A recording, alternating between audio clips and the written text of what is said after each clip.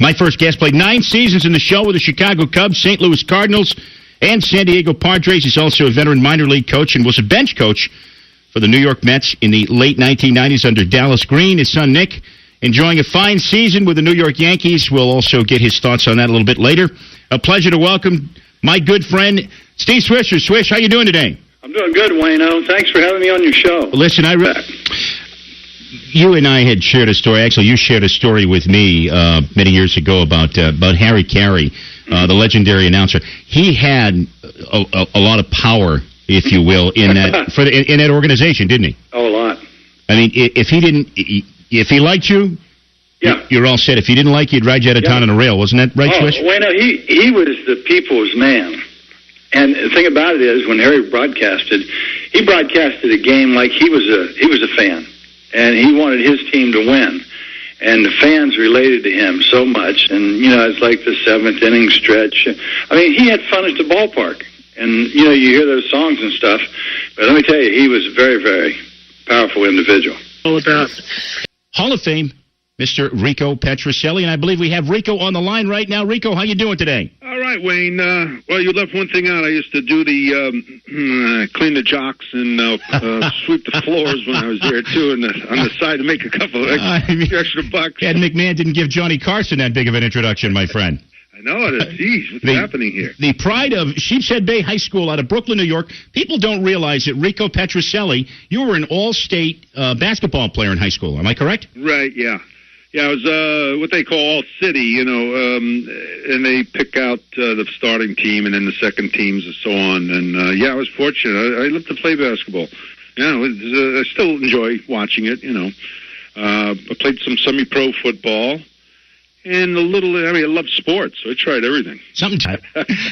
Now, you're a youngster, relatively going into spring training in the 60s, okay? What was your first spring training like? Because, in my opinion, the greatest hitter of all time, a gentleman by the name of Ted Williams. Yeah, pretty good. Well, yeah, not too bad, right? Last player to hit 400, mind you. He comes into spring training, you're a young kid, and he was almost like his presence was John Wayne-like, wasn't it? Oh, absolutely. He would walk in anywhere.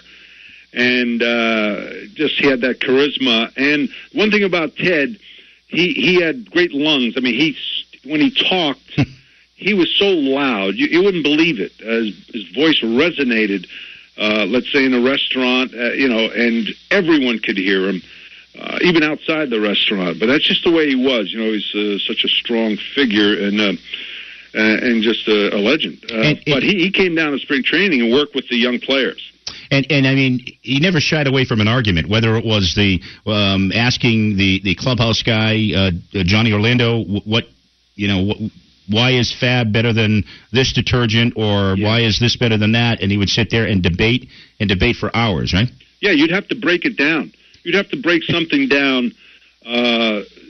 I mean, no matter what it was, if he had that conversation, if you were talking about something and he overheard it and was interested, he'd come over and, he'd start asking questions about, what's in that stuff? What is it? And you better have some answers, because he'd go, as loud as he was, and then of course, he wasn't afraid to throw a few superlatives out there, no matter where he was. He was a little salty, yeah. He certainly was. You ever have any personal instances with him? Well, I mean, he worked with us. He worked with me too, and in hitting. And one of the things about him, though, is if you had a good swing, he would say, "Make sure you don't let anybody change your swing." He would not fool around. If you had some flaws, or a young kid might have gone away the first year and struggled, he worked with that kid. But he would tell you certain things, and he says, you better remember this, because the next day or a couple of days later, when he saw you, he would ask you those questions. And if you didn't know, what the hell's going on here? Christ sakes, yeah, what's the matter? Didn't you hear me what I was saying? You want to be a better hitter? Oh man, and we made sure we learned and memorized what he said. Didn't want to feel a sting of that whip. Wasn't there stories about him? He'd bet guys cars when he was hitting fungos to the outfielders, and he would basically put them, just inches out of their reach, and actually tell them that before him. Yeah, absolutely. It was amazing. Yeah, he would get the outfielders. He had a great time. He would laugh. He'd be so loud. All right, okay, this one's going to your right. And he'd hit the ball. They'd start running. He'd hit the ball and just out of their reach. It was incredible. He can handle that fungo bat. And then he'd laugh, I tell you, it's Bush. He'd go, hey, Bush.